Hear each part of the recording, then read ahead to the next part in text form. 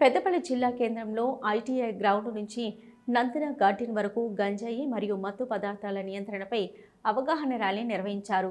ACP Gajjikrishna ఆధ్వర్యంలో నిర్వహించిన కార్యక్రమంలో జిల్లా judge Kundala Sunitha, traffic CI అనిల్తో పాటు పాఠశాలల విద్యార్థులు పాల్గొన్నారు. ఈ సందర్భంగా వారు మాట్లాడుతూ రామగుండం పోలీస్ కమిషనర్ అంబర్ కిషోర్ ఝా ఆదేశాల మేరకు అవగాహన కార్యక్రమాలు నిర్వహిస్తున్నామని, కమిషనరేట్ పరిధిలో గంజాయి సరఫరా చేసినా, విక్రయించినా, సేవించినా కఠిన చర్యలు తీసుకుంటామని హెచ్చరించారు. అపరిచిత వ్యక్తులు తారసపడిన మత్తు పదార్థాలు విక్రయించినా, సరఫరా చేసిన పోలీసులకు సమాచారం అందించాలని, సమాచారం అందించిన వారి వివరాలను గోప్యంగా ఉంచుతామని డీసీపీ తెలిపారు.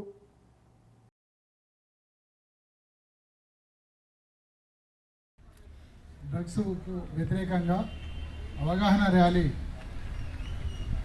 చేస్తున్న సందర్భంగా ఇక్కడికి వచ్చిన ప్రతి ఒక్కరికి నాకు నమస్కారాలు.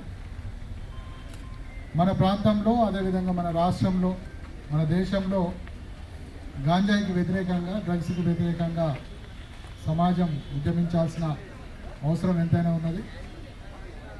డ్రగ్స్కు బానిసలైన వారు వారి యొక్క జీవితాన్ని కోల్పోయే అవకాశం ఉంది. వాళ్ళ కుటుంబము, అదేవిధంగా సమాజానికి తీరని నష్టం జరిగే అవకాశం ఉంది. కాబట్టి యువత డ్రగ్స్కు దూరంగా ఉండాలి, గంజాయికి దూరంగా ఉండాలి.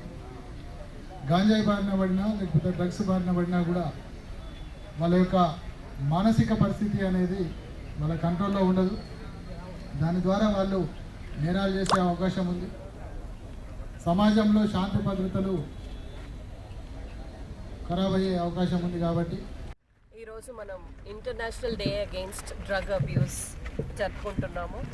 ఈ సందర్భంగా గవర్నమెంట్ మెషనరీ అందరూ కూడా మరి ఇలాంటి క్యాంపెయిన్స్లో పాల్గొని